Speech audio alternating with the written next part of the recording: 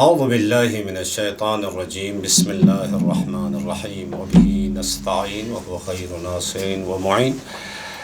کل کا درس کا خلاصہ یہ تھا کہ پروردگار عالم نے انسان کو مقصد تخلیق تک پہنچانے کے لیے جو طریقۂ کار اور جو قوانین اور جو سنن وضع کیے ہیں، ان سنن الہی یا قوانین الہی کے بارے میں ہم نے مختصر گفتگو کی۔ وہ 6 قوانین تھے یا 6 طریقۂ کار تھے: 1 ہدایت و بشارت، 2 انذار اور خوف، 3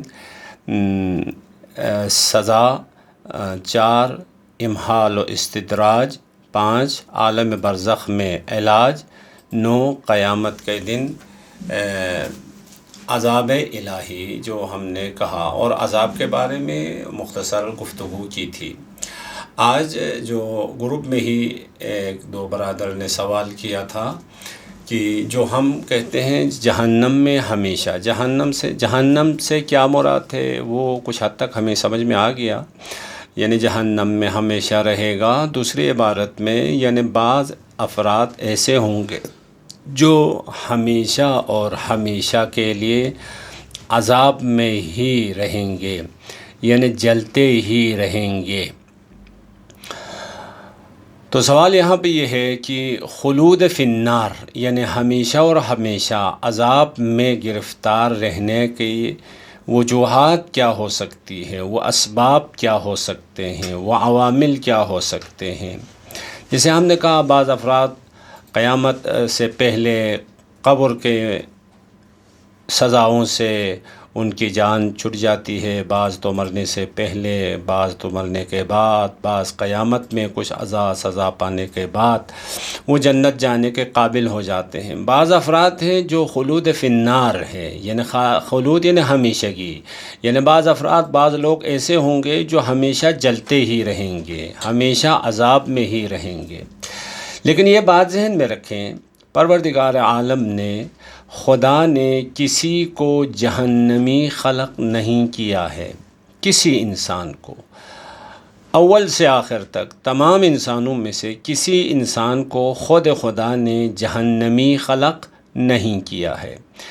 بس انسان قدم بے قدم جہنمی ہو جاتا ہے، اپنے آپ کو جہنمی بناتا ہے۔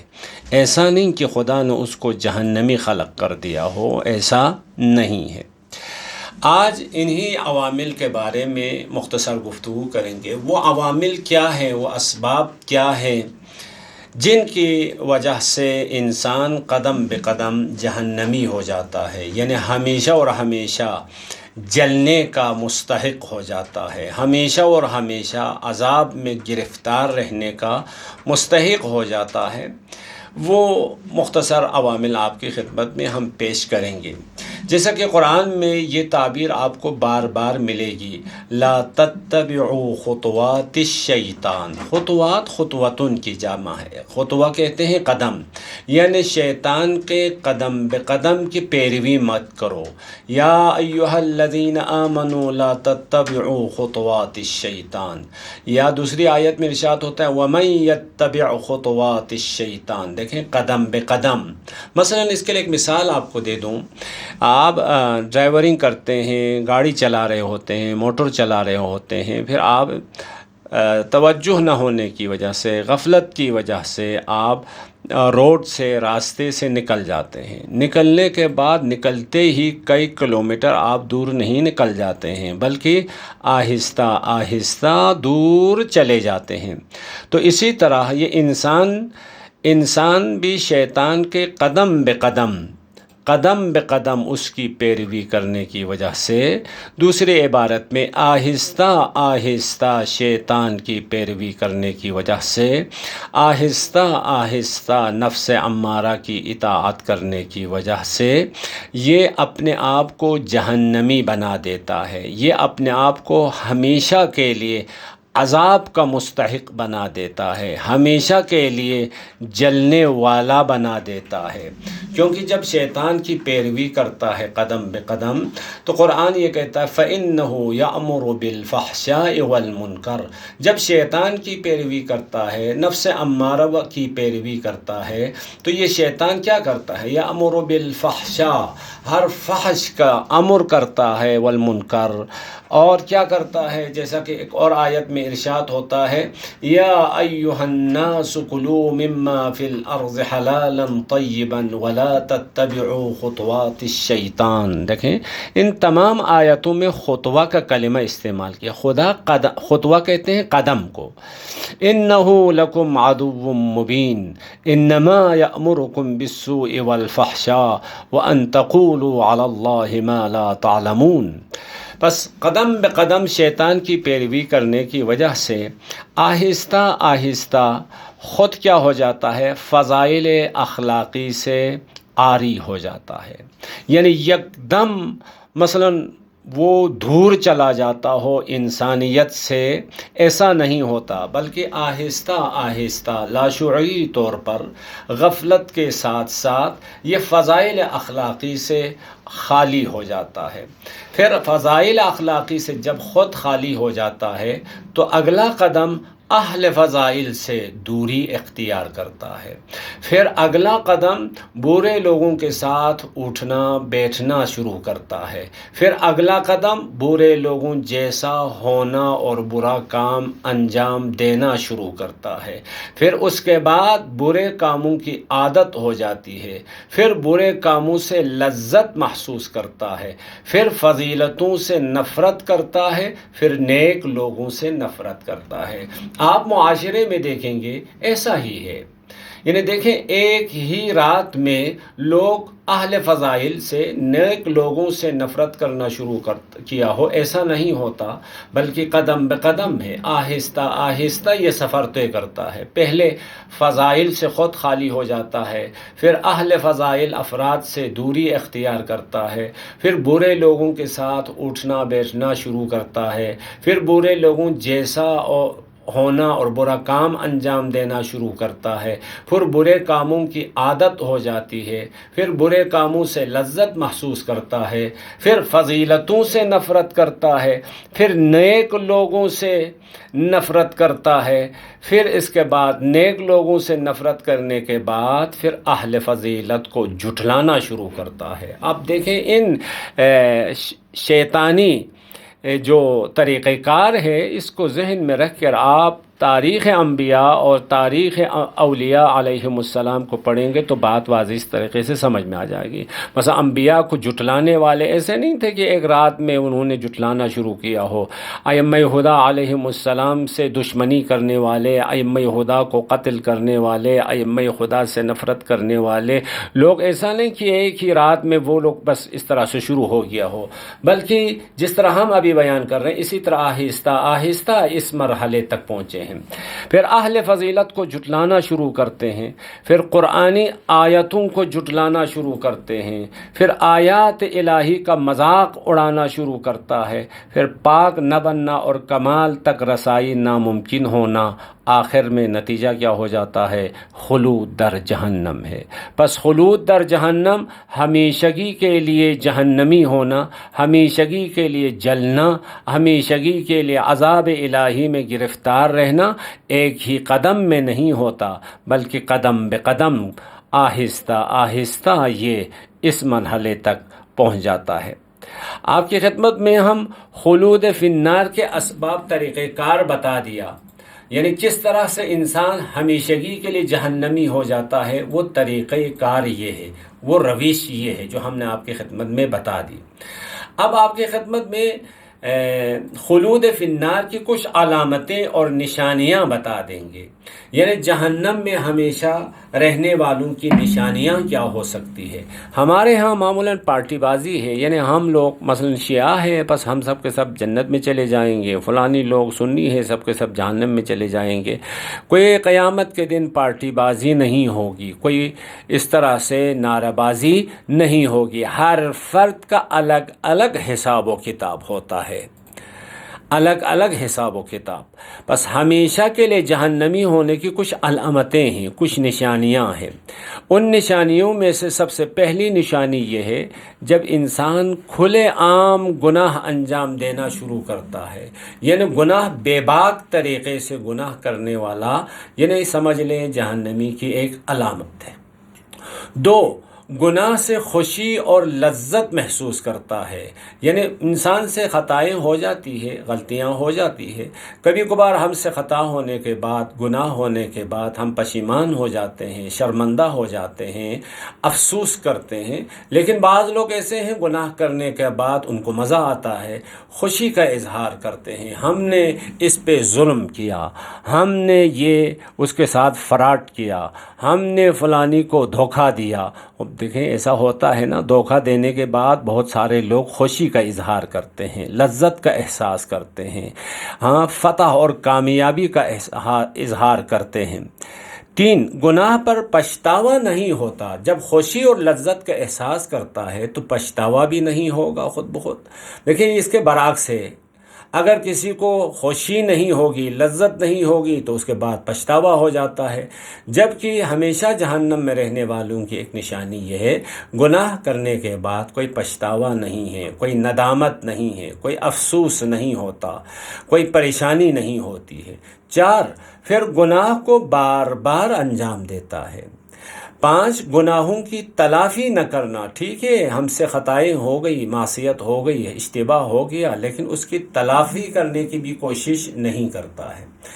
6، جان بوجھ کر اور ضدیت کے ساتھ گناہ کی انجام دہی، یعنی ضدی ہو کر گناہ کو بے باک طریقے سے گناہ انجام دیتا ہے. 9، نیک لوگوں کے ساتھ دشمنی اور کینہ رکھنا.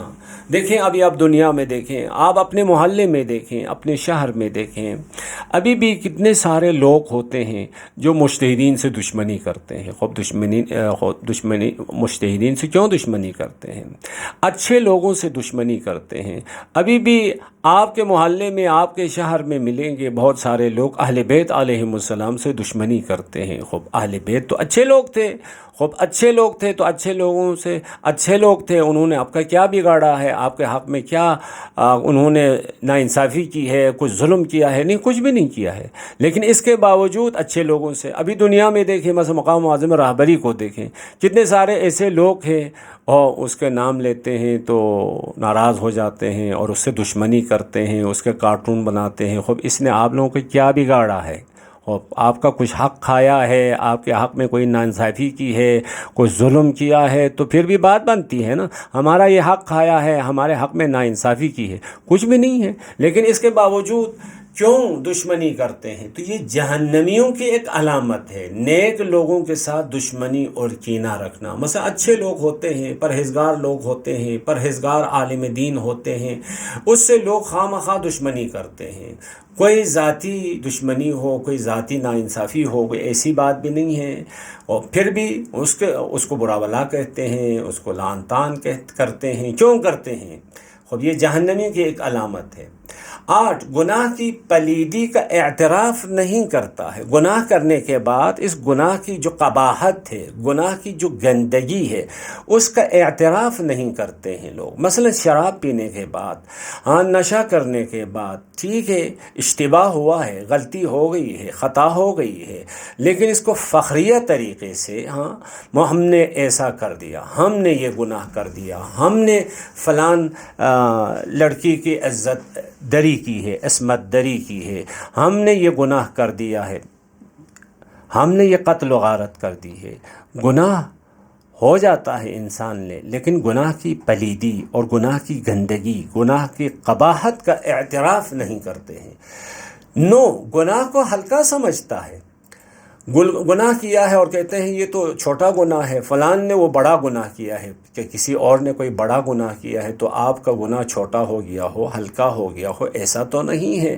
مثلا فلان نے اپنے پیٹ میں چھری ماری ہے تو اس کا مطلب یہ نہیں ہے آپ اپنے پیر پہ کلہاڑا ماریں تو یہ ایک غیر منطقی، غیر عقلی، بیوقوف سی بات ہے اور بیوقوفانہ مقایسہ اور موازنہ ہے۔ مثلا ہمارے ہمسائے میں کوئی جوان اپنے پیٹ میں چھری مارے تو آپ اپنے ہاتھ کو کاٹ دیں، پھر کہیں فلانی نے اپنے پیٹ میں چھری ماری ہے اور میں نے فقط اپنا ہاتھ کاٹ دیا ہے اور یہ ہلکا ہے، تو یہ موازنہ ہی احمقانہ موازنہ ہے۔ اسی طرح دوسروں کو گناہ کی ترغیب دلانا، خود گناہ کرنا، اس کے علاوہ 10ویں علامت یہ ہے کہ دوسروں کے لیے گناہ کا زمینہ فراہم کرتا ہے۔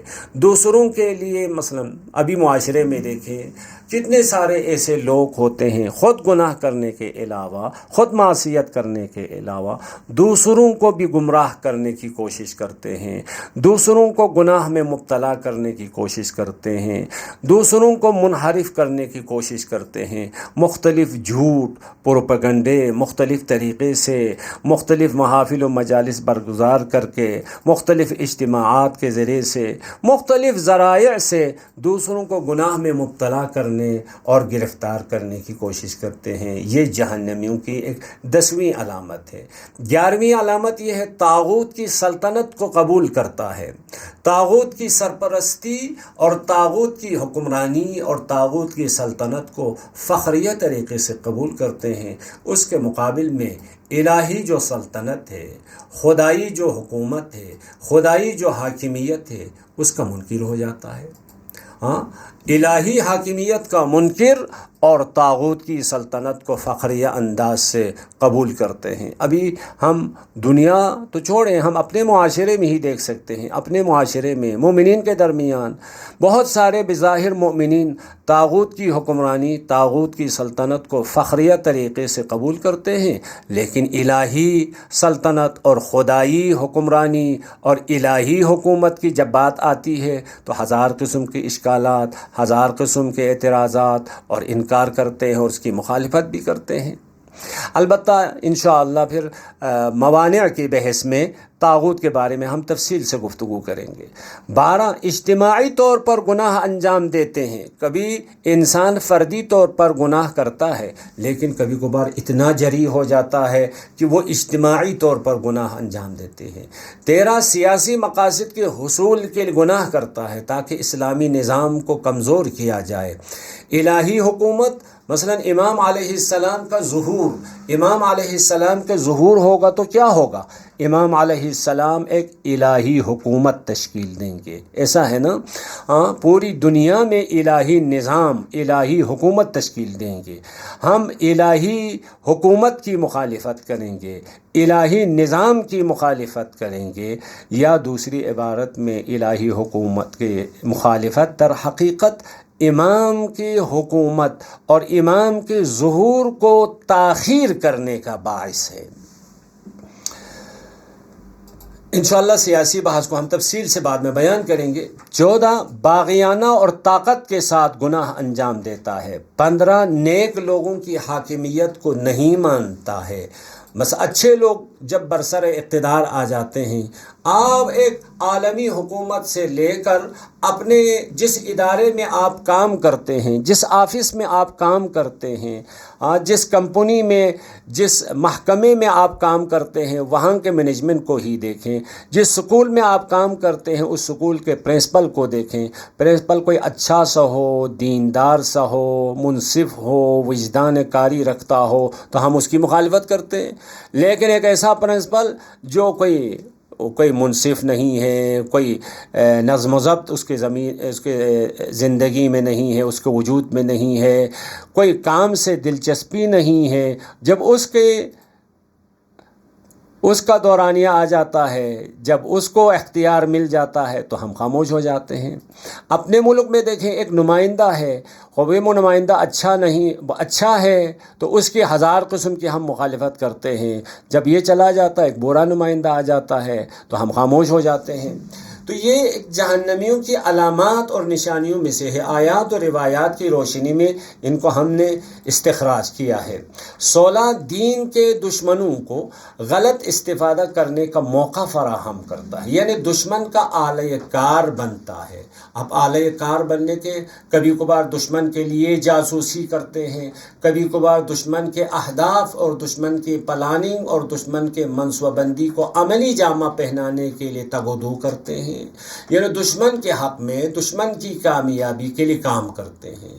ہم سب کو اپنے گریبان میں دیکھنا چاہیے، ہم کہیں ایسا نہ ہو کہ نہ جانتے ہوئے دشمن کی کامیابی کے لیے، دشمن کو کامیاب کرنے کے لیے، دشمن کے منصوبوں کو عملی جامہ پہنانے کے لیے کہیں ایسا نہ ہو ہماری کوشش شامل ہو۔ ہاں ہم کوشش کرتے رہیں، بعد میں پتہ چلے ہماری کوشش کا فائدہ کس کو ہو رہا ہے۔ دیکھیں اب معاشرے میں مختلف قسم کے مسائل ہوتے ہیں، چھوٹے چھوٹے مسائل آپس میں اس طرح سے الجھا دیتے ہیں، اس طرح سے ان کو شور شرابہ کر کے لوگوں کو مبتلا کر دیتے ہیں۔ یہ کیوں ہوتا ہے؟ یہ اس لیے کیونکہ دشمن کوئی اور کام کرنا چاہتا ہے۔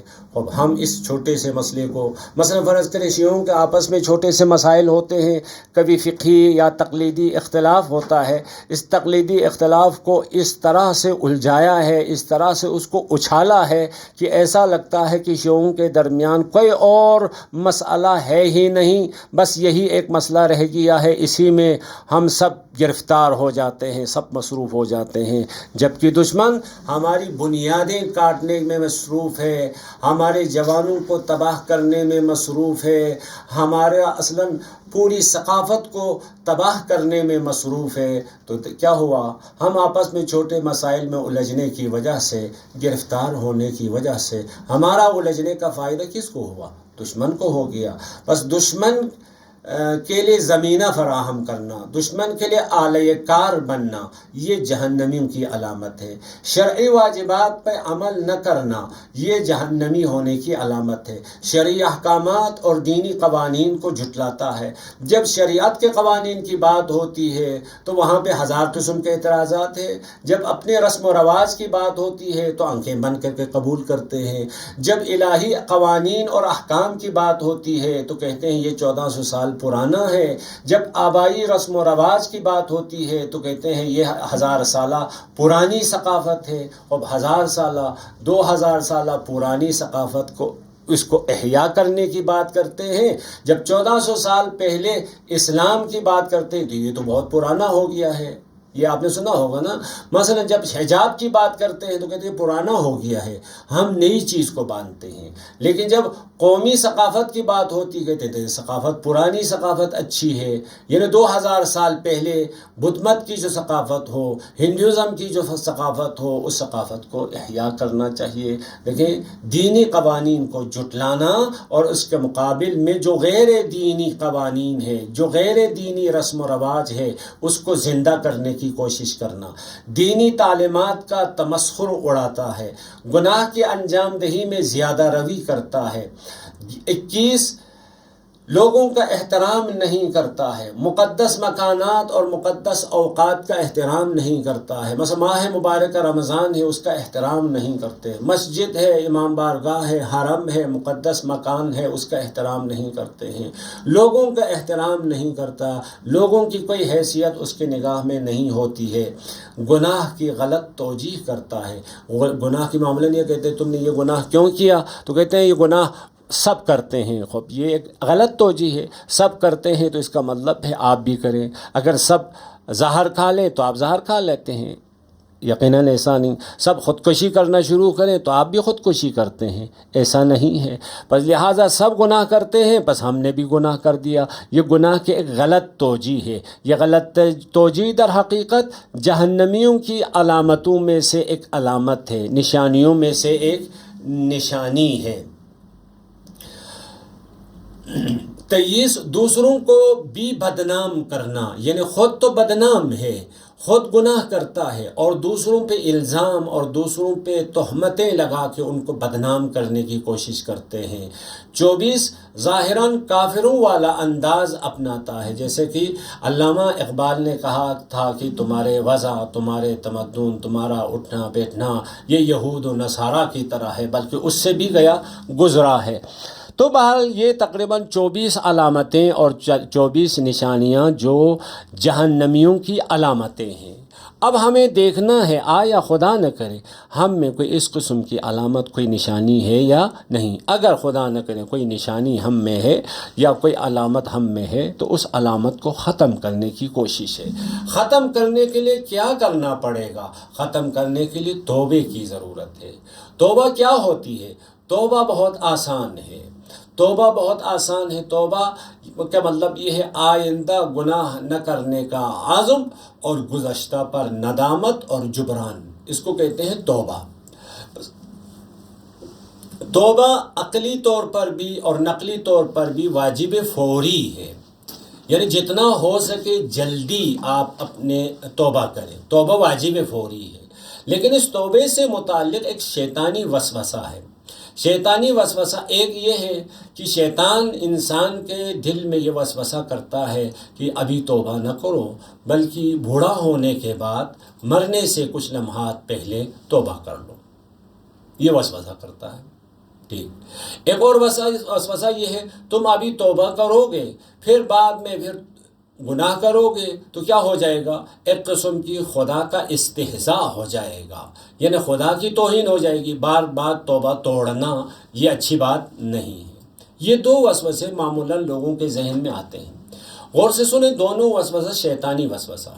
پہلا وسوسہ یہ تھا کہ بوڑھا ہونے کے بعد مرنے سے چند لمحات پہلے توبہ کریں۔ خوب، آپ کو کیسے پتہ چلا آپ کی عمر کب تک ہے؟ آیا بوڑھا ہونے تک آپ کی عمر ہوگی یا نہیں ہوگی؟ ویسے عمر کا کسی کو پتہ نہیں۔ ایک دو، اگر بالفرض عمر کا بھی پتہ ہو جائے، مرنے سے پہلے آپ کو توبہ کی توفیق ہوگی، کس نے کہا؟ ممکن ہے 70 سال آپ کو عمر ملے، 80 سال آپ کو عمر ملے، لیکن مرنے سے پہلے توبہ کی توفیق نہ ہو۔ بس یہ بھی ایک خام خیالی ہے، یعنی عمر لمبی ہوگی یہ بھی خام خیالی ہے، کسی کو پتہ نہیں۔ پھر بوڑھا ہونے کے بعد توبہ کریں گے، اس وقت توبے کی توفیق ہوگی یا نہیں ہے یہ بھی کسی کو پتہ نہیں۔ تین، ابھی توبہ کرنے سے کیا نقصان ہے آپ کو؟ مثلا ایک دفعہ ہوتا ہے نا، ابھی توبہ کرنے سے نقصان ہے تو کوئی کہہ سکتا ہے ابھی نقصان اٹھانے سے بہتر ہے کہ بعد میں دیر سے چند سال بعد ہم اس نقصان کو اٹھا لیں۔ ابھی توبہ کرنے سے کیا نقصان ہے؟ توبہ کرنے سے کچھ نقصان نہیں، نہ فقط نقصان نہیں ہے بلکہ فائدہ ہے۔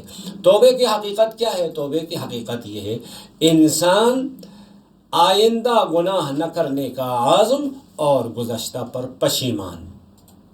جب انسان پشیمان ہو جاتا ہے، صدق دل سے پشیمان ہو جاتا ہے تو قلم عفو کے ذریعے سے پروردگار عالم اس گناہ کے اثرات، اس معصیت کے اثرات یا وہ معصیت مٹا دیتا ہے، وہ گناہ ختم کر دیتا ہے۔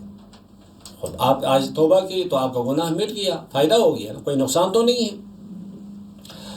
یہ پھر دوسرا جو وسوسہ تھا کہ بعد میں اگر توبہ کریں تو پھر خدا کی شان میں توہین ہوگی۔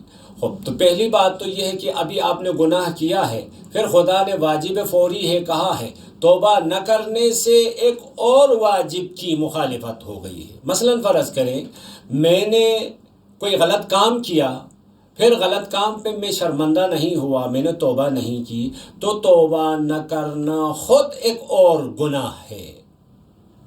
دیکھیں گناہ کا تسلسل ہے۔ پھر بالفرض اگر یہ توبہ کر لیں بعد میں پھر توبے کی مخالفت کریں تو ایسا نہیں کہ نعوذ باللہ خدا ہماری طرح کم ظرف ہو، خدا یہ نہیں کہے گا کہ کل جو ہم نے اس کا گناہ مٹایا تھا وہ دوبارہ سے لکھ دو۔ کل آپ نے صدق دل سے توبہ کی، آپ کا گناہ مٹا دیا، ختم ہو گیا تو پھر 2 دن کے بعد اگر انسان سے پھر گناہ ہو گیا تو پھر وہ ایک اور گناہ ہوگا نا۔ پہلا والا گناہ تو مٹ چکا ہے، اس کا آثار ختم ہو چکے ہیں۔ ہاں، سورہ نساء آیت نمبر 17 میں ارشاد ہوتا ہے انما التوبۃ علی اللہ للذین یعملون السوء بجہالۃ ثم یتوبون من قریب فاولئک یتوب اللہ علیہم وکان اللہ علیما حکیما۔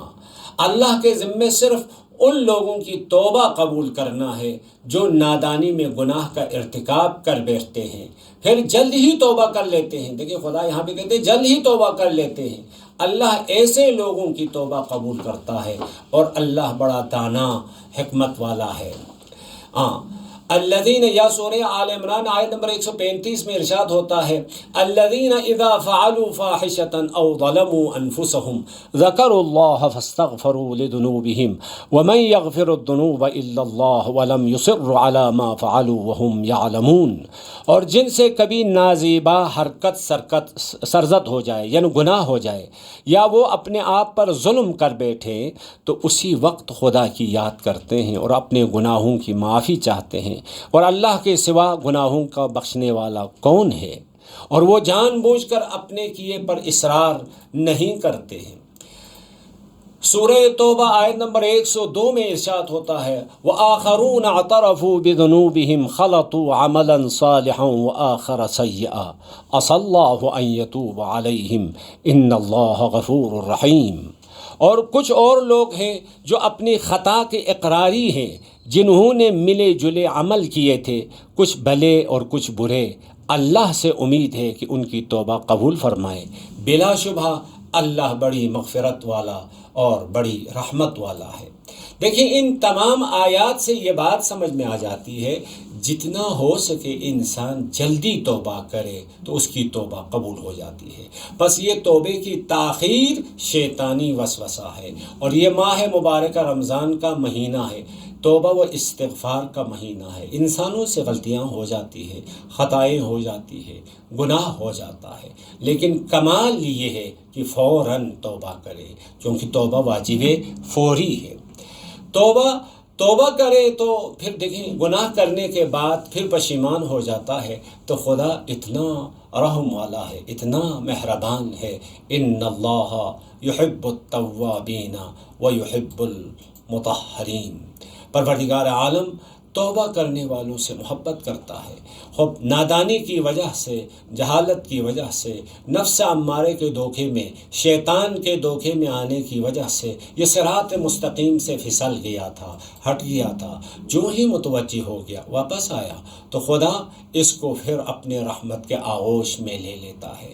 یہ اس مثال کی طرح ہے، مثلا ایک انسان روڈ سے غفلت کی وجہ سے، مثلا آپ موٹر چلاتے وقت، گاڑی چلاتے وقت غفلت کی وجہ سے، عدم توجہ کی وجہ سے آپ سڑک سے نکل جاتے ہیں، تو نکلتے ہی آپ متوجہ ہوتے ہی واپس آ جاتے ہیں، یا آپ کہتے نہیں 1-2 کلومیٹر اسی طرح سے چلے، پھر بعد میں ہم واپس آئیں گے۔ اگر عاقل انسان ہے تو متوجہ ہوتے ہی، راستے سے ہم نکلتے ہی واپس آنا چاہیے۔ اگر وہ کہتے ہیں کہ ہم چند کلومیٹر اسی طرح بے راہ روی پہ چلیں گے، بعد میں ہم واپس آئیں گے، تو یہ نہایت ہی احمقانہ طریقہ ہے، نہایت ہی بیوقوف ہے۔ تو اسی طرح اس شاہراہ بندگی میں بھی یہی ہے، انسانیت کے اس عظیم راستے پر بھی یہی ہے۔ اگر انسان اپنے مقصد تخلیق کی اس راستے سے ہٹ چکا ہے، گناہ کا مرتکب ہو گیا ہے، غفلت کا شکار ہو گیا ہے، تو دوبارہ فوراً متوجہ ہوتے ہی واپس آنا چاہیے۔ گناہ مختلف قسم کے گناہ ہوتے ہیں، اور گناہوں کے آثار اور گناہوں کے نتائج کے اعتبار سے بہت وہ گناہ جو انسان سے نعمتیں چھین لیتا ہے۔ دعائے کمیل کی ابتدا میں جو دعا کے جملات ہیں، ان جملات کو ایک دفعہ پڑھ لیں۔ وہ گناہ جو انسان سے نعمتیں چھین لیتا ہے، وہ کیا ہے؟ غنڈہ گردی، امر معروف کا ترک کرنا، کفران نعمت ہے۔ پروردگار عالم نے آپ کو مختلف قسم کی نعمتیں دی ہے، صحت دی ہے، سلامتی دی ہے آپ کو۔ جیسے ہم نے بہت ساری نعمتوں کی فہرست پہلے آپ کی خدمت میں پیش کی ہے۔ ہم خود ایک آدھا گھنٹہ بیٹھ کے سوچیں خدا نے ہمیں کیا کیا دیا ہے۔ بے مثال اور بے نظیر نعمتوں سے نوازا ہے۔ ان نعمتوں کی قدر نہ کرنے سے اس کا ایک نتیجہ کیا ہوتا ہے؟ گناہ، اس قدر کفران نعمت، یعنی نعمت کی قدر نہ کرنا۔ جیسا کہ قرآن مجید میں ارشاد ہوتا ہے نا، لَإِن شَكَرْتُمْ لَأَزِيدَنَّكُمْ وَلَئِن كَفَرْتُمْ إِنَّ عَذَابِي لَشَدِيدٌ۔ اگر خدا کی نعمت کی قدر کرو گے، ہم نعمتوں میں اضافہ کر دیں گے۔ اگر نعمت کی قدر نہیں کرو گے، إِنَّ عَذَابِي لَشَدِيدٌ، خدا کا عذاب شدید ہے، یعنی وہی نعمت بھی آپ سے چھین لے گا، وہ توفیق ختم ہو جائے گی، جس کو ہم سلب توفیق کہتے ہیں نا۔ 2 وہ گناہ جو پشیمانی کے سبب بنتا ہے، بے گناہ کا قتل، قطع رحمی، ترک نماز، زکوٰۃ نہ دینا۔ وہ گناہ جو نزول عذاب خدا کا باعث بنتا ہے، لوگوں کا مذاق اڑانا۔ وہ گناہ جو انسان کی بے عزتی کا باعث بنتا ہے، شراب خوری، قمار بازی، بیہودگی، دوسروں کی عیب جوئی۔ وہ گناہ جس کی وجہ سے بلائیں نازل ہوتی ہے، مظلوم کی مدد نہ کرنا، امر معروف نہ کرنا۔ وہ گناہ جس سے موت جلدی واقع ہوتی ہے، صلہ رحم نہ کرنا، زنا کرنا، جھوٹی قسم کھانا۔ یہ گناہ، وہ گناہ جو قساوت قلب کا سبب بنتا ہے، جیسا کہ حدیث میں ہمیں یہ جملہ ملتا ہے، اذا اذنب الرجل خرج فی قلبہ نقطۃ سوداء، جب انسان کوئی گناہ کرتا ہے تو اس کی روح پر ایک کالا دھبا لگ جاتا ہے، فَإِن تَابَ انمحت، وہ فوراً توبہ کر لے وہ کالا داغ مٹ جاتا ہے۔ وَإِن زَادَ زَادَت، اگر گناہ کرتا جائے گا تو یہ داغ بھی پھیلتا جائے گا، حَتَّى تَغْلِبَ عَلَى قَلْبِهِ فَلَا يُفْلِحُ بَعْدَهَا أَبَدًا، پوری روح کالی ہو جاتی ہے، روح کی حقیقت مٹ جاتی ہے۔ جب روح کی حقیقت مٹ جاتی ہے تو اس کو پھر کامیابی نہیں ملتی ہے۔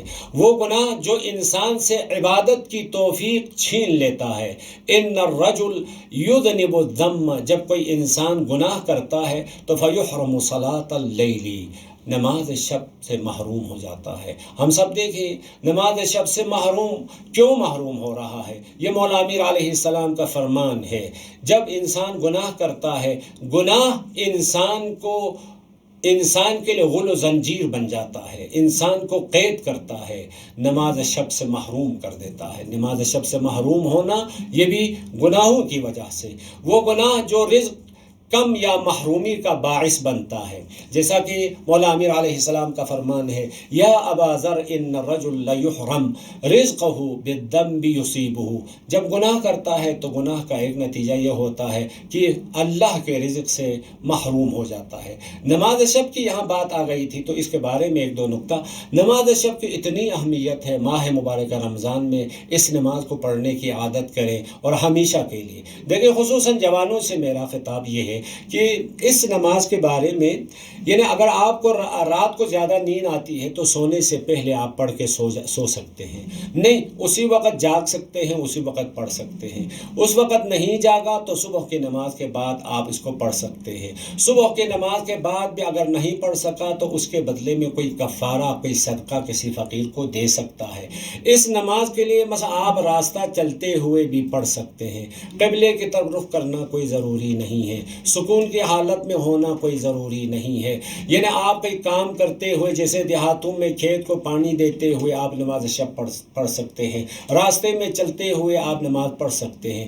تو اس کا مطلب یہ ہے شریعت نے اس نماز کے بارے میں اتنی اہمیت دی ہے کہ کبھی بھی اس نماز کو مت چھوڑیں، یعنی آپ سونے سے پہلے بھی آپ پڑھ سکتے ہیں، صبح کی نماز کے بعد بھی پڑھ سکتے ہیں، کفارہ اور صدقہ بھی دے سکتے ہیں، کام کرتے ہوئے بھی پڑھ سکتے ہیں، راستہ چلتے ہوئے بھی پڑھ سکتے ہیں۔ تو اس کا مطلب یہ ہے، یہ ایک ایسا کیمیا ہے، یہ کبھی نہیں چھوڑنا چاہیے۔ لیکن اگر یہ نماز ہم نہیں پڑھتے ہیں تو اس کا مطلب ہے ہم گناہ کے غل و زنجیر میں بند ہیں، ہم اس میں مقید ہے۔ اس ماہ مبارک رمضان یہ بہترین فرصت ہے، یہ بہترین وقت ہے، گناہ کے ان زنجیروں کو توڑنے کا وقت ہے۔ ماہ مبارک رمضان میں خدا کی بارگاہ میں دعا کرتے ہوئے، عہد و پیمان کرتے ہوئے، خدا سے توفیق طلب کرتے ہوئے، کبھی کبھی امام سجاد علیہ السلام کے دعا یا ابو حمزہ سمالی کے